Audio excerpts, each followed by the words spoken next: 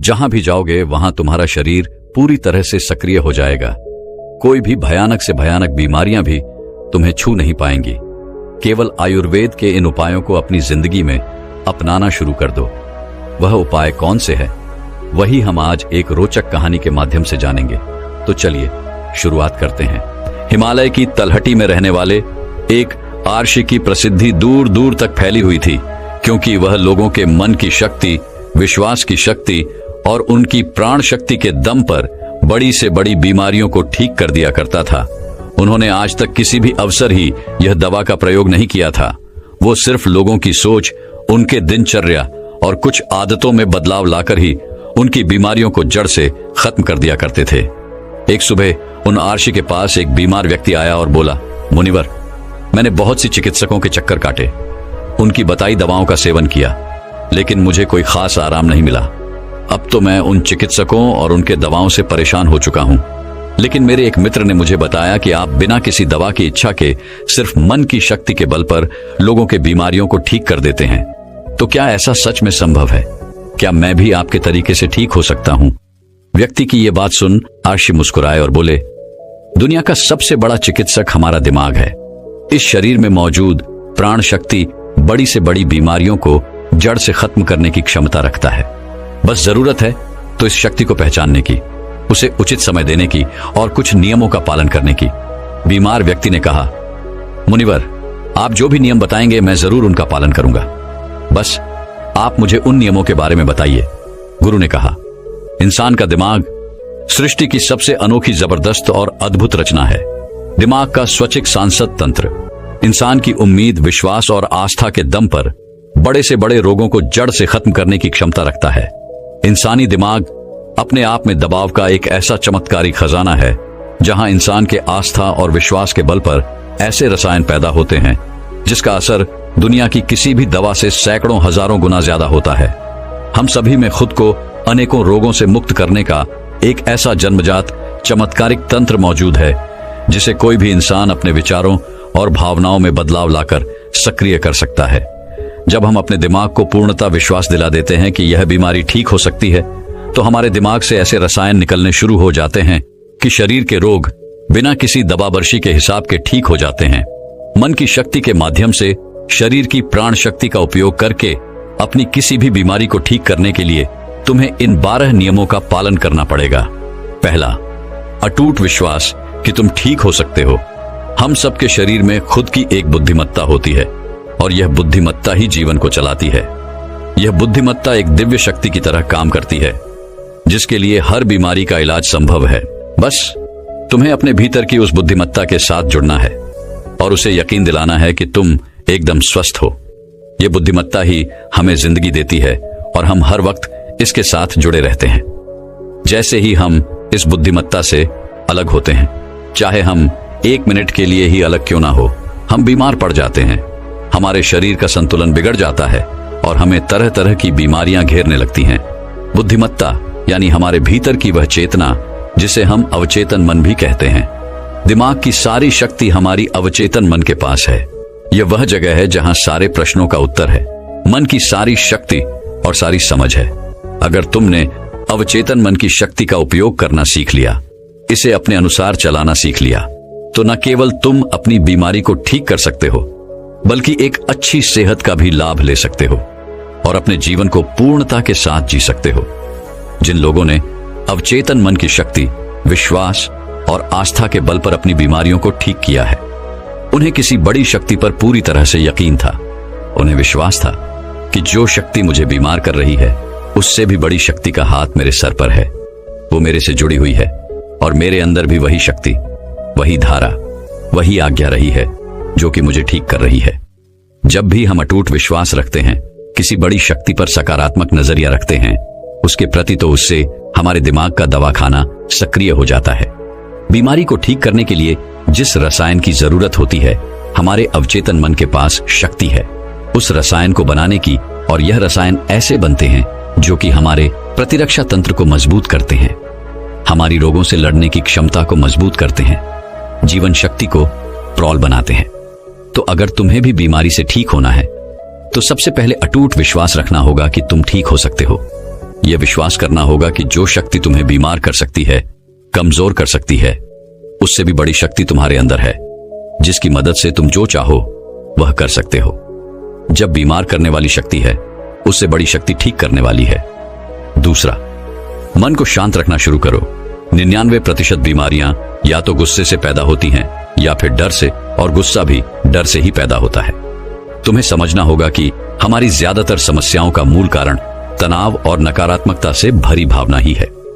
निरंतर तनाव शरीर में असंतुलन पैदा करता है, और शरीर का असंतुलन कई बीमारियों को जन्म देता है। लोग हर दिन खुद को डराते रहते हैं।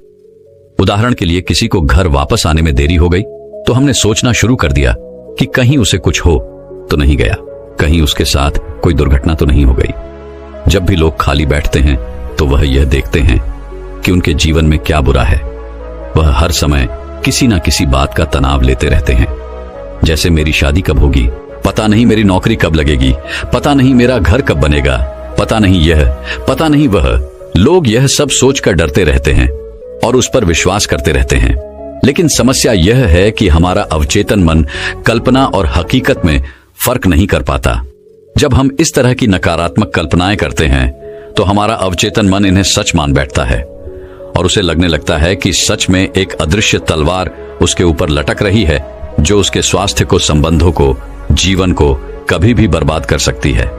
और इस तरह से हमारा अवचेतन मन हमेशा डरा डरा रहता है और शरीर के अंदर ऐसे नकारात्मक रसायन पैदा करता है जो गंभीर बीमारियों को पैदा करते हैं। अब इसका समाधान क्या है? इसका समाधान है कि खुद के प्रति नकारात्मक कहानियां बनाना बंद करो और समस्या के समाधान पर काम करना शुरू करो।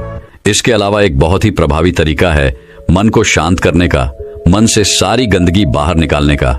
इसे करने के लिए मन में जो भी नकारात्मक विचार, गुस्सा, डर, जलन, अतीत की बुरी घटनाएं जो तुम्हें परेशान करती हैं, ऐसे सभी विचारों को एक कागज पर लिख लो। लिखने के बाद ना तो उसे खुद पढ़ो और ना ही किसी से पढ़वाओ, बस उस कागज को आग में जला दो। इससे हमारे दिमाग को यह संदेश पहुंचता है कि मेरे अंदर से नकारात्मक विचार कागज पर निकले और अब वह जलकर खत्म हो गए। इससे तुम्हारा मन एक अविश्वसनीय शांति और खुशी महसूस करेगा, और एक खुश व शांत मन वाले शरीर में कोई बीमारी रह ही नहीं सकती। आर्शी ने कहा, तीसरी बात, लोगों को माफ करना सीखो। अगर तुम्हें ठीक होना है तो सबसे पहले यह ढूंढो कि तुम्हें किस किस को माफ करना है। हम तब तक खुद को आजाद नहीं कर सकते जब तक हम अपने दिमाग से दूसरों को आजाद नहीं करते। दूसरों को आजाद करके हम किसी और को नहीं बल्कि खुद को ही आजाद करते हैं, अपने मन को आजाद करते हैं, उसे शांत करते हैं। इसलिए माफ करो और आगे बढ़ जाओ। कब तक इस बोझ को लिए जीते रहोगे? एक घर था, उस घर में एक नियम था कि कोई भी कचरा बाहर नहीं फेंका जाएगा। फिर हुआ यह कि धीरे धीरे कचरा घर में भरने लगा, घर से बदबू आने लगी, वहां कीड़े मकोड़े पैदा होने लगे और लोग धीरे धीरे वहां बीमार पड़ने लगे। यह सिर्फ उस घर की कहानी नहीं है, यह हमारे दिमाग और शरीर की भी कहानी है। हमारे दिमाग की एक आदत है कि यह हमारे साथ घटी सारी नकारात्मक घटनाओं को अपने अंदर रखता है। किसने हमको धोखा दिया, किसने हमको नीचा दिखाया, किसने हमको गाली दी, किसके साथ हमारी लड़ाई हुई, इसी तरह की सारी नकारात्मक घटनाएं हमारे दिमाग पर घूमती रहती हैं। और इस तरह से वो मौके, वो अच्छी चीजें जो हमारे जीवन में हैं, हम उन पर ध्यान नहीं दे पाते। इस नकारात्मकता के कारण हम हमेशा गुस्से में, जलन में, तनाव में, घुटन में जीते रहते हैं, और 90 से 95% लोग इसी में जीवन को जीते हैं। घर में एक दिन पुराना कूड़ा हम नहीं रखते क्योंकि अगले दिन उसमें से बदबू आने लगती है, लेकिन 15-15, 20-20 साल पुरानी बातें, गुस्सा, जलन, अपमान लोग अपने दिमाग में भर के रखते हैं और फिर कहते हैं हमारी बीमारी ठीक नहीं हो रही। हम जब तक लोगों को माफ नहीं करेंगे तब तक दिमाग से वह चीजें निकलेंगे नहीं, और तुम्हें लग रहा है कि वो सिर्फ एक विचार है, लेकिन वो सड़ा हुआ कचरा है जो कि अभी दिमाग से निकला नहीं और अंदर ही अंदर गंध पैदा कर रहा है। जब हम नकारात्मक सोच के साथ जीवन को जीते हैं तो हम अपने शरीर के उन रसायनों को खत्म करने लगते हैं जो हमें स्वस्थ रखते हैं, जवान रखते हैं, और हम उन रसायनों को सक्रिय कर देते हैं जो हमें बीमार करेंगे, प्रतिरक्षा तंत्र को कमजोर करेंगे और हमें परेशान रखेंगे। और इस तरह से हम खुद ही अपने अंदर बीमारियों को पैदा करना शुरू कर देते हैं। इसका समाधान क्या है? इसका समाधान है लोगों को माफ कर दो। जिसने भी अतीत में तुम्हारे साथ गलत किया है उसे दिल से माफ कर दो और तुम उसी समय से ठीक होना शुरू कर दोगे। चौथा नियम, वर्तमान में जीना शुरू करो। अगर तुम खुद को ठीक करना चाहते हो तो वर्तमान में रहना सीख लो, क्योंकि जब हम भविष्य में रहते हैं तो चिंता और तनाव से भर जाते हैं। जब अतीत में जीते हैं तो पश्चाताप से भर जाते हैं। जीवन की जो सुंदरता है वो वर्तमान के पलों को जीने में है। जितने भी लोग अपने दिमाग और शरीर में कुछ गलत चीजें लेकर बैठे हुए हैं वो वर्तमान में है ही नहीं, जी रहे हैं उस अतीत में जो 5 साल 10 साल 20 साल पुराना है। वह जो सड़ गया है, गंध पैदा कर रहा है दिमाग में, वह उसके बदबू में आज भी खुद को लपेटे हुए हैं। अगर कोई बीमार है तो वह वर्तमान में खुद से बोले और महसूस करे कि मैं स्वस्थ हूं, मैं खुश हूं, क्योंकि जब तुम यह सोचोगे कि अभी इस क्षण में मैं स्वस्थ हूं, इमारतों में अतीत में था, तो तुम्हारा दिमाग ऐसे रसायन पैदा करना शुरू कर देगा जो तुम्हारे शरीर को ठीक करने की रफ्तार को कई गुना तेज कर दे। लेकिन वर्तमान में आना कैसे है? वर्तमान में आना है अपने साथी बनकर, शरीर के प्रति जागरूकता लाकर, आसपास क्या चीज पड़ी है, क्या घटित हो रहा है, उन सब पर ध्यान देकर। जब हम अपने आसपास के प्रति जागरूक होते हैं तो हमारे शरीर से तनाव कम होता है और हमारे सोचने की, समझने की शक्ति बढ़ती है। ऐसा करने से हमें अपने बारे में बहुत सी नई चीजें सीखने को मिलती हैं। धीरे धीरे हमारे दिमाग को समझ आने लगता है कि हमें किन कारणों से तनाव पैदा होता है, और जब हमारा दिमाग ये समझ जाता है तो इससे हमारे अंदर बड़ा बदलाव आता है। हम नकारात्मक सोचना बंद कर देते हैं और हमें हर काम में सफलता मिलने लगती है, क्योंकि हमारे दिमाग को कल्पना और सच्चाई के बीच फर्क समझ नहीं आता। इसीलिए अगर तुम एक स्वस्थ व्यक्ति की कल्पना करोगे तो तुम्हारा दिमाग तुम्हें स्वस्थ करना शुरू कर देगा। 5वां नियम, खुद से प्रेम करना सीखो। सालों बीत जाते हैं लेकिन लोग अपने बारे में कभी खुद से बात ही नहीं करते। यह भी नहीं जान पाते कि उनका पसंदीदा खाना क्या है, उन्हें क्या अच्छा लगता है। वह अपने साथ समय बिताना ही भूल जाते हैं। अगर ठीक होना है तो खुद से प्रेम करना ही पड़ेगा, अपनी कीमत पहचाननी ही पड़ेगी।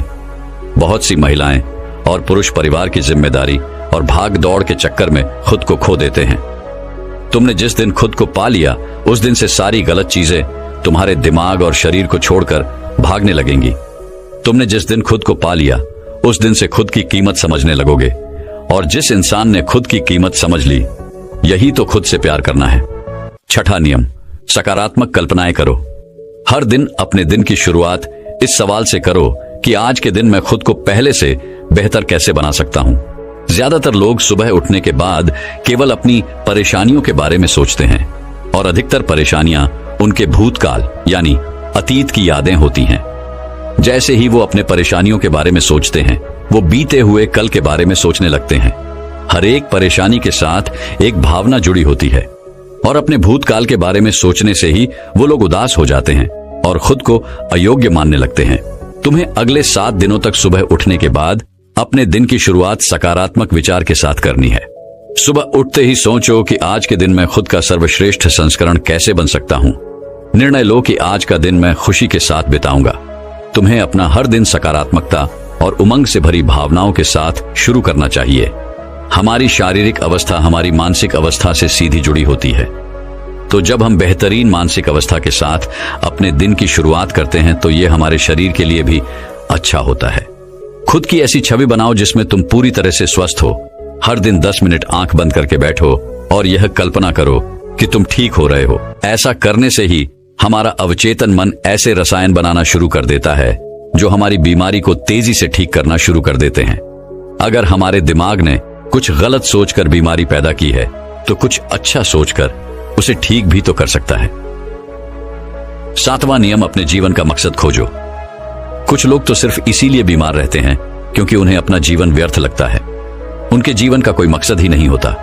वो समय से पहले खुद को बूढ़ा महसूस करने लगते हैं। जीवन में किसी भी लक्ष्य या उद्देश्य का होना लंबे व अच्छे स्वास्थ्य के लिए बेहद जरूरी है। यानी कि हर दिन बिस्तर से उठने का तुम्हारे पास कोई कारण होना चाहिए। जब हमें लगने लगता है कि हमारे जीवन का कोई महत्व है, हम किसी मकसद से जुड़े हुए हैं, तो हम ज्यादा खुश रहने लगते हैं, ज्यादा ऊर्जावान और तरोताजा महसूस करने लगते हैं। और जब हम अंदर से खुश रहने लगते हैं तो हमारा शरीर खुद अपनी बीमारी को खाना शुरू कर देता है।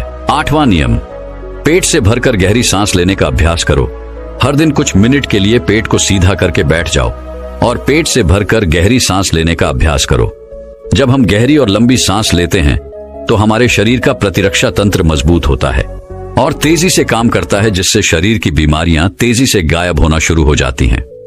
साथ ही गहरी सांस लेने से पूरा दिन हमारा मनपसंद रहता है और हम खुश रहते हैं। 9वां नियम, शरीर को अंदर से साफ करो। भोजन को पूरी तरह से पचने में लगभग 6 से 18 घंटे के बीच का समय लगता है और मांसाहार को पचने में तो कई बार 24 घंटे भी कम पड़ जाते हैं। लेकिन लोग हर कुछ घंटे में भोजन ग्रहण करते रहते हैं, जिससे पुराना भोजन ठीक से पच नहीं पाता और नया आ जाता है। इससे भोजन पचने की बजाय सड़ने लगता है और हमारी आंतों के दीवार में चिपक जाता है। फिर यही सड़ा भोजन रक्त के माध्यम से हमारे पूरे शरीर में फैल जाता है और तरह तरह की बीमारियां पैदा करता है। इससे बचने के लिए व्यक्ति को हर दिन 16 घंटे का उपवास, यह हफ्ते में एक बार 24 घंटे का व्रत करना चाहिए, जिससे शरीर में मौजूद प्राण शक्ति भोजन को पचाने के काम से मुक्त होकर शरीर की सफाई कर सके। क्योंकि जिसका शरीर अंदर से साफ है उसे कोई बीमारी हो ही नहीं सकती। 10वां नियम, ब्रह्मांडीय शक्ति का आभार व्यक्त करो। तुम्हारे पास जो कुछ भी है, अच्छा स्वास्थ्य, अच्छे संबंध, धन दौलत, इसके लिए इस ब्रह्मांड का आभार व्यक्त करो। ब्रह्मांड और लोगों के प्रति आभारी रहने से हम अंदर से परिपूर्ण महसूस करते हैं, कुछ और संतुष्ट रहते हैं। आभार व्यक्त करना हमें अंदर से बदल कर रख देता है। यह इंसान के शरीर और मन के लिए दवा की तरह काम करता है। एक आशावादी और आभारी व्यक्ति के बीमार होने की संभावना दूसरों की तुलना में बहुत कम होती है, और अगर वो किसी कारणवश बीमार हो भी जाता है तो उसके ठीक होने की रफ्तार बहुत तेज होती है। इसीलिए शरीर की प्राण शक्ति पर अटूट विश्वास रखो, आशावादी बनो, खुश रहो, सकारात्मक सोचो और ब्रह्मांड का आभार व्यक्त करते रहो। यही है किसी भी बीमारी को जड़ से खत्म करने के अचूक तरीके। इसके बाद आर्शी मौन हो गए और वह व्यक्ति उनका धन्यवाद कर वहां से चला गया। दोस्तों, 90% रोग केवल पेट में जमी गंदगी की वजह से होते हैं। पेट में कब्ज नहीं रहना चाहिए, नहीं तो हमेशा रोगों से घिरे रहोगे। 160 रोग केवल मांसाहार का सेवन करने से होते हैं। 103 रोग खाने के बाद पानी पीने से होते हैं, इसलिए भोजन के 1 घंटे पश्चात ही पानी पीना चाहिए। 80 रोग चाय पीने की वजह से होते हैं। 48 रोग एल्यूमिनियम की बर्तन या प्रेशर कुकर के खाने की वजह से होते हैं। मिट्टी के बर्तन में भोजन पकाने से पोषक तत्व 100% रहते हैं। कांसे के बर्तन में 97%, आइटाल के बर्तन में 93%, एल्यूमिनियम के बर्तन और प्रेशर कुकर में सिर्फ 13% पोषक तत्व ही रह जाते हैं। आयुर्वेद के अनुसार भोजन पकने के 48 मिनट के अंदर उसे खा लेना चाहिए, क्योंकि उसके पश्चात भोजन में तामसिक गुण आ जाते हैं। 12 घंटे के बाद खाना पशुओं के खाने लायक भी नहीं रह जाता। खाने के लिए हमेशा सेंधा नमक सर्वश्रेष्ठ होता है, उसके बाद काला नमक, सफेद नमक जहर के सामान होता है। सरसों, मूंगफली, नारियल, सूरजमुखी का तेल और देशी घी खाना चाहिए। रिफाइंड तेल और डालडा शरीर के लिए जहर के समान होते हैं। चाय, कोल्ड ड्रिंक्स और शराब के सेवन से हृदय रोग होने की संभावना बढ़ जाती है। अत्यधिक ठंडे जल, आइसक्रीम और ठंडे पदार्थों के सेवन से बड़े हद तक हृदय सिकुड़ जाता है। मैदे से बने पदार्थ जैसे पिज्जा, बर्गर आदि का सेवन करने से बड़े आंतों में गंदगी जमा होने लगती है। भोजन के पश्चात स्नान करने से पाचन तंत्र मंद पड़ने लगता है और शरीर कमजोर होने लगता है। इसीलिए हमेशा भोजन से पहले स्नान करें। शैम्पू, कंडीशनर से बाल पकने, झड़ने और कमजोर पड़ने लगते हैं। आपने देखा होगा कि साधु के बाल कितने मजबूत और घने होते हैं, जबकि वह किसी प्रकार का कोई साबुन, कंडीशनर और ब्रांडेड तेल नहीं लगाते। वह ब्रह्मचर्य में रहकर संयम पूर्वक अपना जीवन व्यतीत करते हैं। आजकल ज्यादातर बीमारियां गलत खान पान और गलत दिनचर्या की वजह से पैदा हो रही है। अगर हम अपने खाने, सोने और उठने का समय निश्चित कर लें, साथ ही सही भोजन उचित मात्रा में ग्रहण करें, तो हम बहुत सी बीमारियों से खुद को बचा सकते हैं और पुरानी बीमारियों को ठीक भी कर सकते हैं। तो दर्शकों, चलिए इसी विषय पर अगली रोचक कहानी की शुरुआत करते हैं। एक गुरु समुद्र के किनारे अपना आश्रम बनाकर रहा करते थे। वे रोज शाम को आश्रम के बाहर खड़े होकर समुद्र के ऊपर उड़ने वाले बाजों को बड़े ध्यान से देखा करते थे। एक शाम को वो रोज की तरह समुद्र के किनारे खड़े होकर एक उड़ते हुए बाज को निहार रहे थे कि तभी उनके आश्रम के कुछ शिष्य उनके पास आकर खड़े हो गए और वह सभी भी उस उड़ते हुए बाज को निहारने लगे।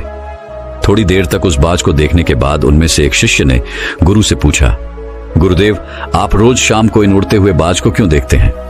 शिष्य का यह प्रश्न सुनकर गुरु कुछ देर तक तो मौन रहे, फिर अचानक बोल पड़े। जिंदगी में अगर कुछ बनना हो तो एक बाज बनना, कभी तोता मत बनना, क्योंकि तोता बोलता तो बहुत है लेकिन कभी ऊंचा उड़ नहीं पाता। लेकिन एक बाज जो कि हर समय शांत रहता है पर आकाश को भी चिढ़ने का सामर्थ्य उसके अंदर होता है। गुरु ने आगे कहा, आज मैं तुम्हें बाज के जीवन से 8 ऐसी बातें बताऊंगा जो कि हर इंसान को बाज से सीखनी चाहिए। जीवन की बहुत बड़ी सीख छुपी है इन 8 बातों में। पहली सीख एकाग्रता। जब भी बाज को शिकार करना होता है तो वह एक बार अपने शिकार को निश्चित कर लेता है, फिर वो किसी दूसरे शिकार पर ध्यान नहीं देता। शिकार का आकार उससे छोटा हो या फिर उससे कई गुना बढ़ा, एक बार शिकार को चुन लेने के बाद वो उसकी हर हरकत, हर गतिविधि पर पैनी नजर रखता है। यदि मछली का शिकार करना होता है तो वो समुद्र की हर मछली को अपना शिकार नहीं बनाता, बल्कि उसमें तैर रही किसी एक मछली को ही अपना शिकार बनाता है। फिर वो उसकी हर एक गतिविधि पर नजर बनाए रखता है कि वो कब सतह पर आती है और कितनी देर तक वहां रहती है, कि कितनी देर बाद वो पानी से ऊपर छलांग लगाती है। वो हर एक चीज जो शिकार करने के उसके काम को आसान कर सके, वो उसका बड़ी ही सावधानी से निरीक्षण करता रहता है।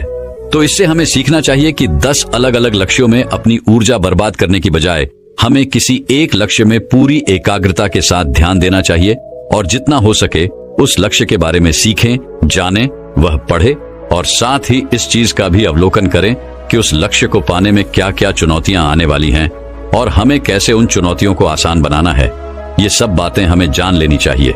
दूसरी सीख, बाज हमेशा सबसे ऊपर और अकेला उड़ता है। बाज कभी भी किसी चिड़िया या छोटे पक्षियों के साथ नहीं उड़ता। बाज या तो बाज के साथ उड़ता है या फिर अकेला उड़ता है। इससे हमें सीख मिलती है कि छोटी सोच वाले लोगों से दूर रहो, या तो बड़ी सोच वाले लोगों के साथ रहो या फिर अकेले रहो, क्योंकि जैसे लोगों के साथ हम रहते हैं अंततः हम भी वैसे ही बन जाते हैं।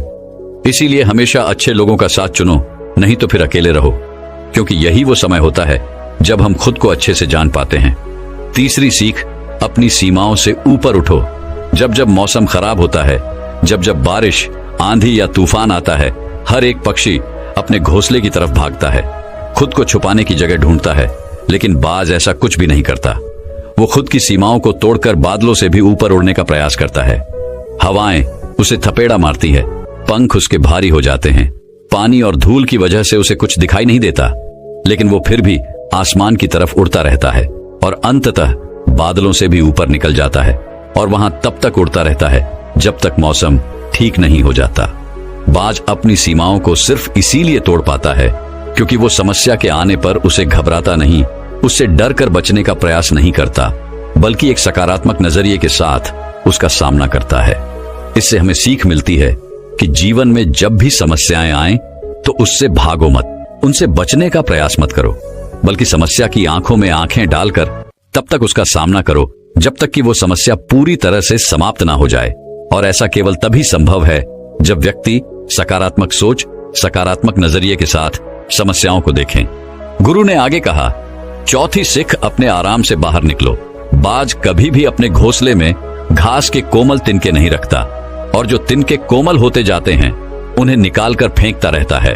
वह ऐसा इसीलिए करता है ताकि उसके अंदर अपने घोंसले से बाहर निकलकर शिकार करने का जुनून चढ़ा रहे और उसके बच्चे आलसी न बने।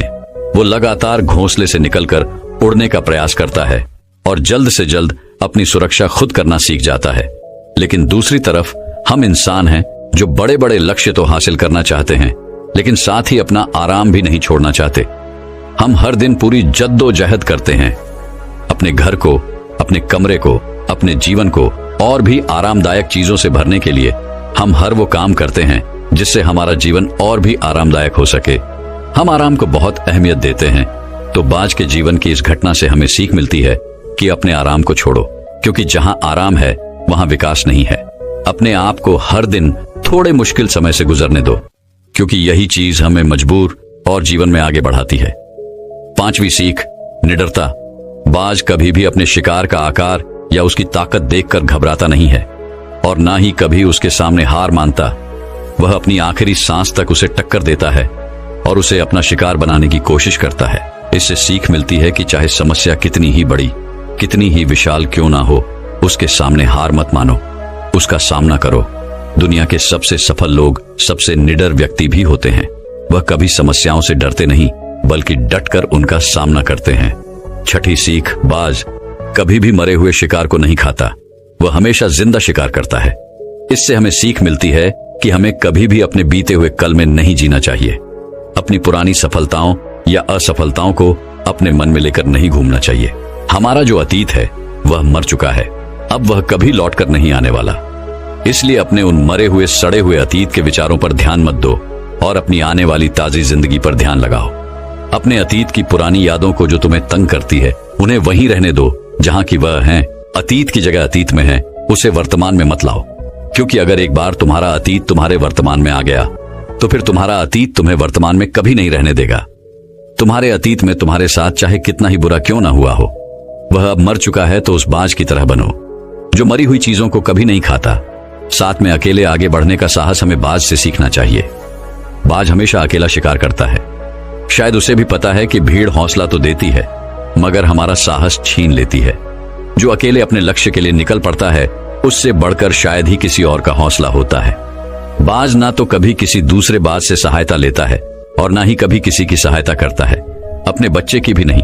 जंगल के राजा शेर को भी झुंड बनाकर शिकार करते हुए देखा जा सकता है, लेकिन बाज में यही कारण है कि उसमें इतना साहस होता है कि वह जल, थल और नभ सभी जगहों पर शिकार करके अपना परचम लहरा सकता है।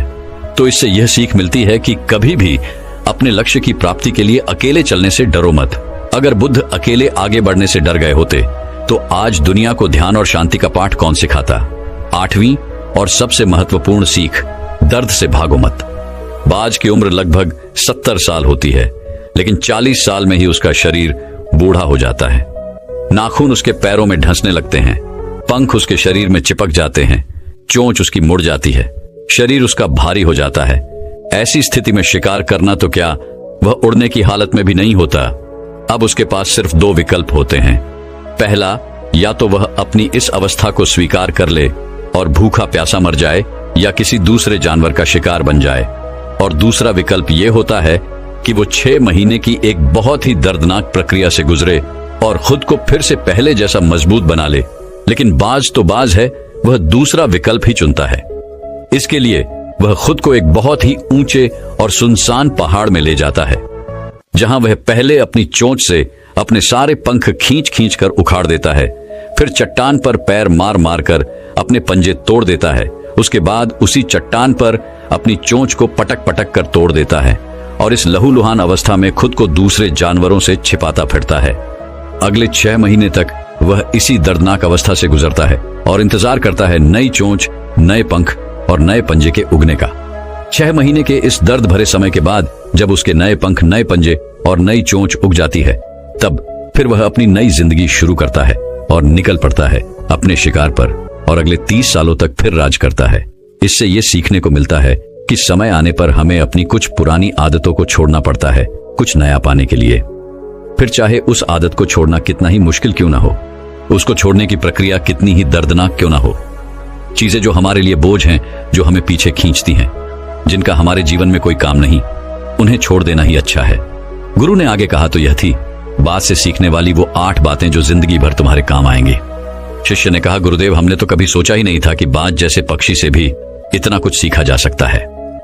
इसके बाद सभी शिष्यों ने गुरु को धन्यवाद किया और अपने अपने काम पर लौट गए।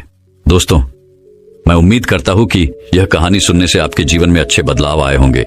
आपको इस वीडियो से क्या सीखने मिला, ये कमेंट करके जरूर बताएं और अपने परिवार, दोस्तों या आपके करीबी इंसान के साथ ये कहानी शेयर करके उन्हें भी इस ज्ञान से परिचित करवाएं। बाकी अगर आपको यह वीडियो दिल से अच्छी लगी हो, तभी इस वीडियो को लाइक कर देना और आपने अब तक इस चैनल को सब्सक्राइब न किया हो तो चैनल को सब्सक्राइब भी जरूर कर देना। आपका हर दिन शुभ हो और खुशियों से आपका जीवन भरा रहे। धन्यवाद। नमो बुद्धाय।